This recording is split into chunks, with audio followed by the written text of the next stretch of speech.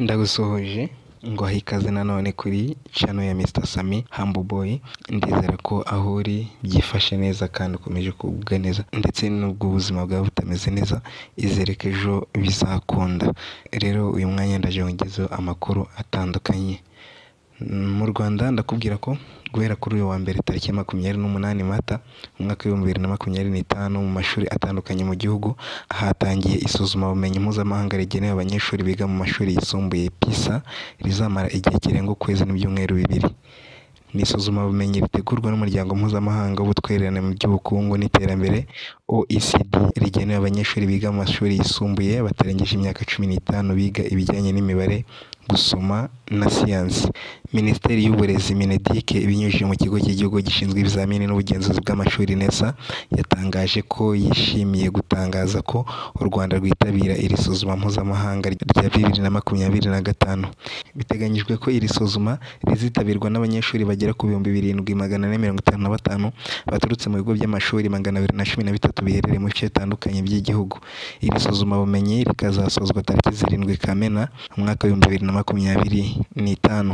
Minisiteri y'Uburezi Mineduc ibinyujije mu kigo cy'igihugu gishinzwe ibizamini n'ubugenzuzi bw'amashuri NESA yatangaje ko yishimiye gutangaza ko u Rwanda rwitabira iri suzuma mpuzamahanga rya 2025.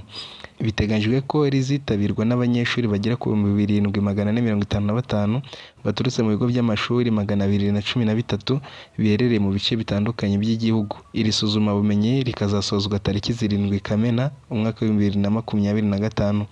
Ubuyobozi bwa NESA buvuga ko PISA ifasha gusuzuma ubushobozi bw'abanyeshuri hibandwa cyane ku bushobozi bwabo bwo gukoresha ibyo biga mu gukemura ibibazo by'ubuzima busanzwe.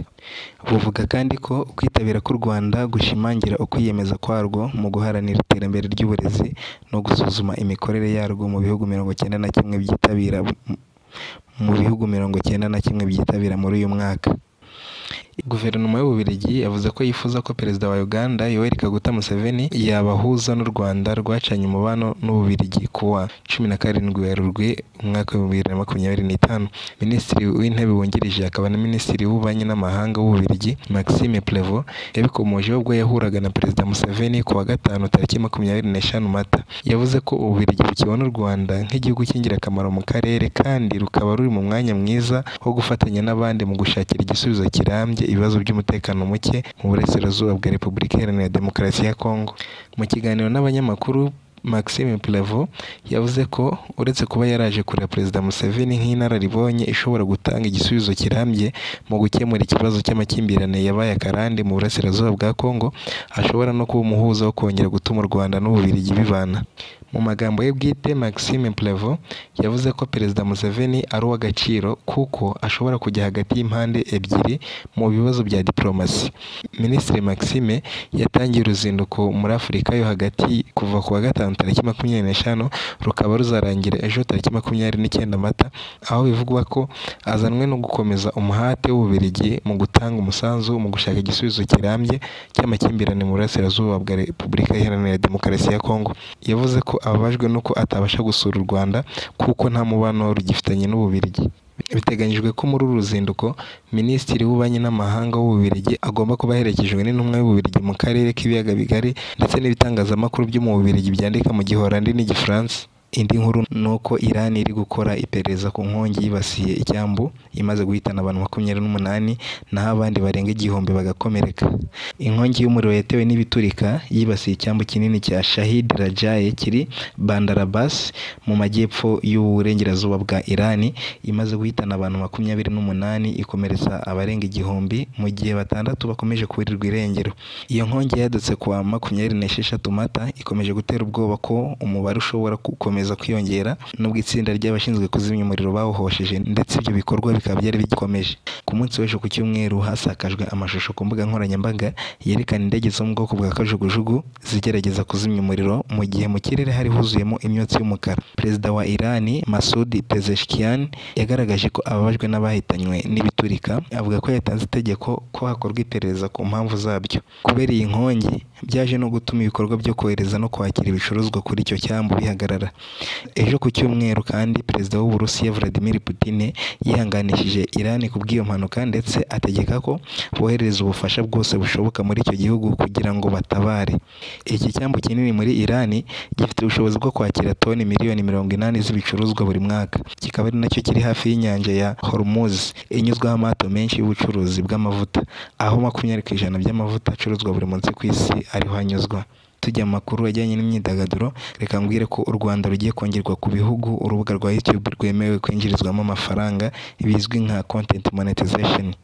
Abakoresha runo rubuga nk'abanyamakuru, abahanzi n'abandi batandukanye bazajya bemererwa kwishyurwa amafaranga y'ibyo barunyuzaho bidasabye ko biyandikisha mu bindi bihugu byemewe, dore ko u Rwanda rutari rubyemerewe. Ibi ni nyuma y'uko Minisitiri w'Urubyiruko n'Ubuhanzi Jeanne Paul Abdallah Utumatwishima avugiye ko u Rwanda rugiye kongerwa ku bihugu byari byemewe. Minisitiri Utumatwishima yavuze ko Minisiteri y'Urubyiruko n'Ubuhanzi igiye kuzakorana na Minisiteri y'Ikoranabuhanga n'Itumanaho no guhanga udushya ndetse na RURA kugira ngo ayo masezerano asozwe, ku buryo kureba ibyamamazwa ibizwi nka ads kuri YouTube mu Rwanda nabyo bizaba byemewe. Mu yandi makuru reka mbwire ko umuhanzi Bruce Melody atabashije kwegukana igihembo cy'umuhanzi mwiza muri Afurika y'Iburasirazuba cy'umwaka wa 2024 yarahataniye mu bihembo bya The Headies Awards byaraye bitangiwe i Lagos muri Nigeria ku nshuro ya 17. Ni igihembo yarahataniye n'abarimo Diamond Platnumz, BNM, Juma Jux na Azawi, gusa byaje kurangira Juma Jux ari we ucyegukanye. Juma Jux yatsindiye igihembo cya Best East African Artist, naho icya Recording of the Year gitwarwa na Tems, Album of the Year itwarwa na Rema, mu gihe Best Live Performer yatwawe na Burna Boy, naho umuhanzi Davido atsindira Digital Artist of the Year. Naho Best Collaboration ni indirimbo Egu ya Chic na Mohbad. Mu yandi makuru reka mbwire ko umuhanzi Mario yaciye agahigo muri Tanzania akaba umuhanzi wa mbere ku rubuga rwa Audiomack no kuri Boomplay. Binyuze muri label ya Bad Nation, Mario yashyize hanze amashusho y'indirimbo yise Tete yakunzwe cyane ku mbuga nkoranyambaga by'umwihariko muri Tanzania, dore ko mu kuyamamaza yabifashijwemo n'umugore we Paula Kajala banabyaranye. Ni indirimbo ikozwe mu njyana ya Afrofusion yacuranzwe n'abarimo S2 Keys na Craftsman Laser wamamaye muri Tanzania. Ni indirimbo yumvikanamo umudundo w'indirimbo Nakupenda ya Brenda Fassie yakunzwe hambere, ndetse bikaba biri no mu byatumye benshi bayikunda. Kugeza ubu ikamaze kurebwa na 3,500,000 ku rubuga rwa YouTube. Mario agaruka kuri iyi ndirimbo yamufashije guca ku gahigo yagize ati Tete ni indirimbo yuzuyemo amagambo y'urukundo, muzayikunda. Yuzuye ibyiyumvo by'urukundo, niyo gutuma umukunzi wawe akwitaho akagukunda. Iyo ndirimbo niyo yafashije Mario kujya ku rundi rwego, akaba umuhanzi wa mbere ukunzwe kuri Boomplay na Audiomack muri icyo gihugu no hanze yacyo, aho iyo ndirimbo yumviswe n'abarenga 465,000 mu kwezi kumwe. Mario kandi yaraherutse gushyira hanze album yitwa Godson yakunzwe ku rwego rwa Afurika kubera injyana ziriho.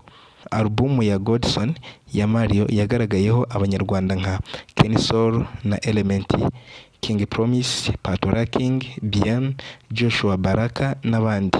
Mario yaherukaga kuvugwa ubwo yakoraga ubukwe na Paula Kajala wabenzwe n'abarimo Rayvanny na Harmonize. Reka amakuru nakugezagaho tuyasoreze hano, nizere ko wakanze subscribe ndetse ukaba wanasangiza abandi kugira ngo tujye tumenyana byinshi bitandukanye. Ndagushimiye, komeza ugubwe neza aho uri hose, Imana ikurinde.